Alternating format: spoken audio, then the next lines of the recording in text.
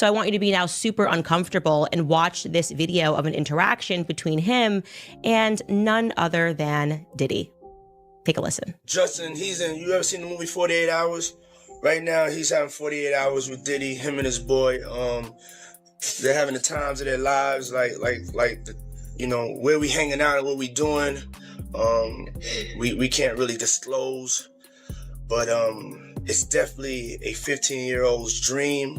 I have been given custody of him. He signed to Usher. He signed to Usher. I had legal guardianship of Usher when he did his first album. I did Usher's first album. I don't have legal guardianship of him, but for the next 48 hours, he's with me. So and we gonna go full crazy. We're going crazy.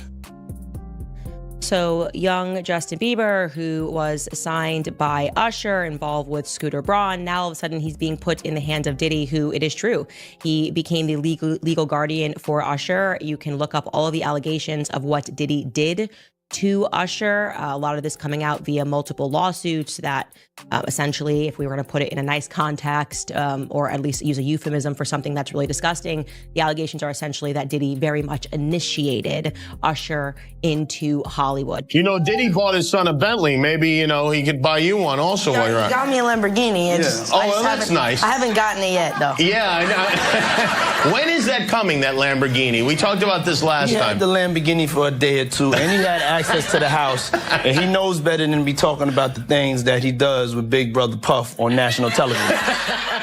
The moment this footage resurfaced, everything changed. What people once laughed off as a funny celebrity interaction suddenly felt uncomfortable, almost disturbing, and it forced a lot of people to look at Justin Bieber's early years in a completely different way. In the clip, a young Justin, only 15 years old, is sitting next to Sean Combs while Diddy proudly talks about having him for 48 hours, saying they're going to go full crazy. At the time, people brushed it off as harmless, like a powerful figure mentoring a rising star. But watching it now, knowing everything that's come out, it hits differently. And when Candace Owens saw it, she didn't hold back. She immediately called it out for what she believes it really was, saying this wasn't mentorship. This wasn't guidance. This was something far more troubling hiding in plain sight. Candace didn't ease into it either. She went straight at the clip, pointing out how strange it is for a grown man to brag about having custody of a teenager who isn't even his child. She questioned why a 15-year-old kid who just got famous from singing online would be spending that kind of time with someone like Diddy, especially without any clear supervision. And the more she broke it down, the more intense her reaction became. She pointed at Justin's body language in the video, the way he laughs awkwardly, the way he looks unsure of what to say, and she made it clear she doesn't see that as a kid having fun. She sees it as a kid trying to navigate a situation he doesn't fully understand while being surrounded by people far more powerful than him. What really pushed Candace over the edge was realizing that this wasn't hidden. This wasn't something that came out years later in secret. This was filmed. This was public. This was right in front of everyone. And yet, nobody stepped in. Nobody questioned it. Nobody asked why this situation was even happening in the first place.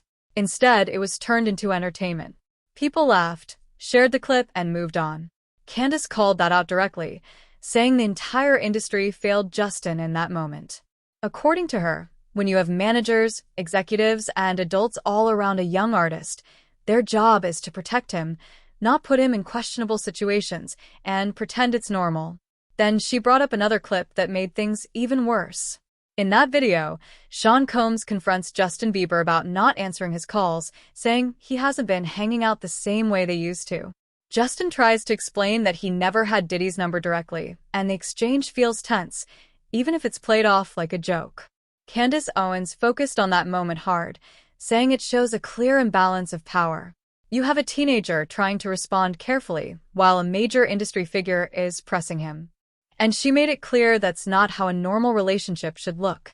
In her words, it felt like pressure, not friendship, and she couldn't understand why nobody around them stepped in to set boundaries. He did an interview back in 2020 with Zane Lowe. I think this was on Apple Music.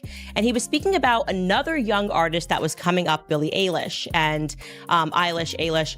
And he was basically speaking about how he wanted to protect her because she was now another young person, a rising artist in the industry. And sort of out of nowhere, he became quite overcome with emotion. Take a listen. Did you feel protective of her? Yeah, I definitely feel protective of her. It was hard for me being that young and being in the industry and not knowing where to turn, and everyone, telling me they love me and, just turn their back on you in a second. So yeah, it's hard because I want her to know that, she can count on me. But at the end of the day, I'm never going to force myself to be in a relationship with her. It has to be natural, right? So I just kind of, let her do her thing. And if she ever needs me, I'm going to be here for her. But yeah, just protecting those moments because people take for granted encounters and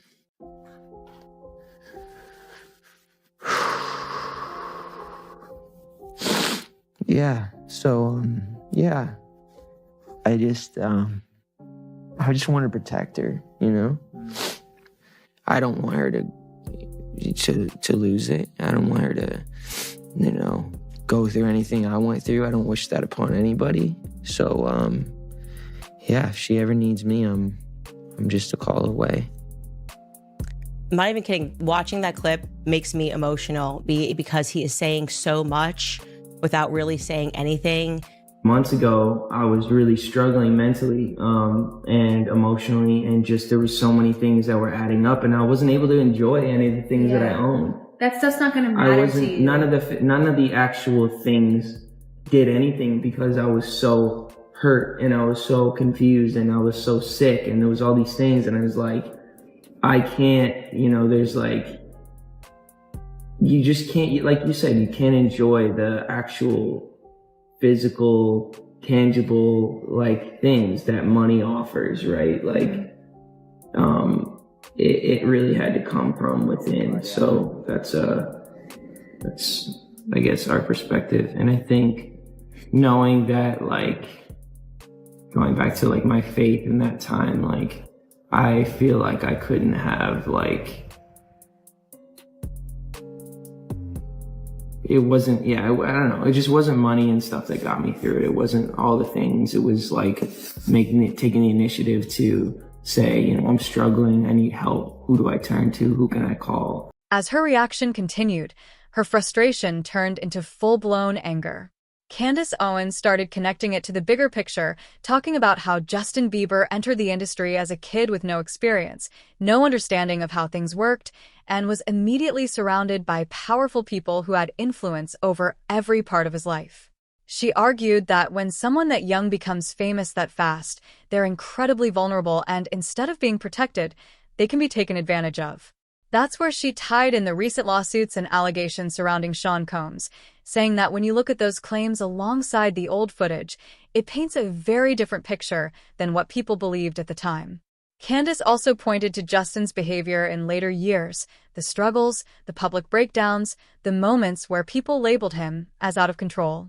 She pushed back on that narrative completely, saying maybe people were looking at it the wrong way all along. Instead of asking what was wrong with Justin, she argued people should have been asking what happened to him.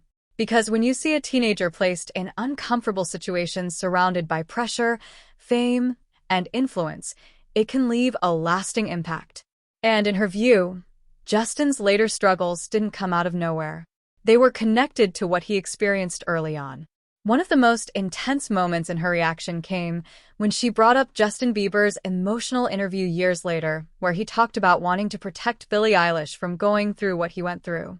Candace played that clip and paused, letting it sit for a second before saying that moment says everything. Justin didn't go into detail. He didn't name names, but his emotion was clear. And to Candace, that was proof that there's a deeper story behind everything people saw on the surface. She said, "You don't get that emotional unless something affected you in a real way." And she believes that interview was Justin indirectly revealing just how difficult his early experiences were. And in this one video, it looks like whatever Justin is doing, and I'm not going to show it out of just respect for the fact that I truly believe that Justin Bieber is a victim. But whatever he is doing in this video with Trey Songz and Odell Beckham Jr. looks highly suspicious. I can show you a still from that video because I think the relevant part is Justin Bieber is not sober. He is clearly very heavily under the influence at this party. And if you remember that lawsuit that the producer Rodney dropped against Diddy, he said that unbeknownst to all of these people, they were being drugged at Diddy's parties, that they were pouring out the liquor bottles and replacing it with other drugs. He kept... I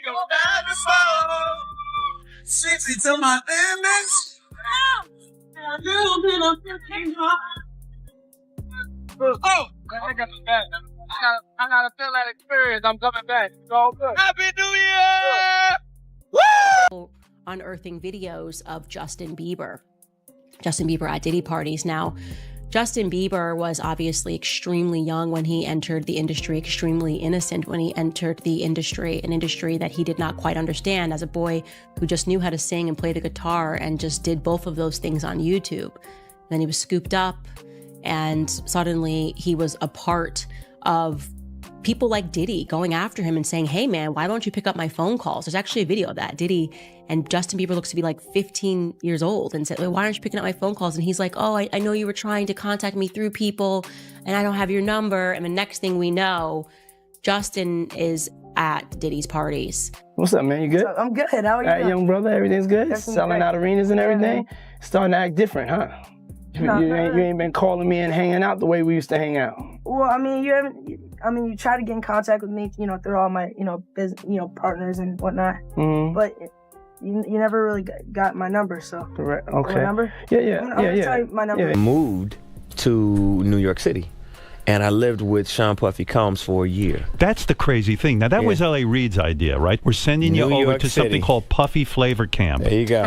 To learn Flavor Camp? Yeah, Flavor that's Camp. what it was called. And you're going to go to Puff Daddy's. He's going in the 90s. Do you understand what that's like? Puffy's place was like just filled with chicks and orgying like nonstop, right? No, not really. I mean, but hey, it was curious. I got a chance to see some things. Yeah, but you were 13. What were you seeing? I went there to see the lifestyle. Right. And I saw it. And it was, but I don't know if I could indulge and understand what I was even looking at. From there, she went even harder at the industry, saying this isn't just about one person. It's about a system that allows powerful figures to operate without being questioned. She argued that people stayed quiet because of influence, because of connections, because going against someone like Sean Combs could cost careers. And that silence, in her opinion, is what allowed situations like this to happen over and over again. She didn't hold back at all, saying the responsibility doesn't just fall on Diddy. It falls on everyone who saw the warning signs and chose to ignore them. As her rant reached its peak, Candace Owens turned directly to the audience and asked a question that hit hard. She said, if this was your child, if your 15-year-old son was being placed in that situation, would you be okay with it? And the answer is obvious. No parent would allow that. No normal situation would justify it. And that's what made her so angry. The fact that in Hollywood, things that would never be acceptable in real life somehow get normalized just because of fame and power. By the end of her reaction, Candace made it clear she believes the truth is finally starting to come out. With lawsuits, with people speaking up, with old footage being re-examined. She said the narrative is changing. What used to be ignored is now being questioned. What used to be laughed at is now being taken seriously. And she believes that shift is long overdue because at the center of all of it is Justin Bieber, a kid who came into the industry with talent and dreams and found himself in situations that never should have happened. She closed by saying, "This isn't about gossip. It's not about drama. It's about accountability. It's about recognizing that something was off, even if people didn't want to admit it at the time." And now that the footage is out there again, now that more information is coming to light, she's not staying quiet about it. In her words, the truth was always there. People just chose not to see it. But now it's impossible to ignore.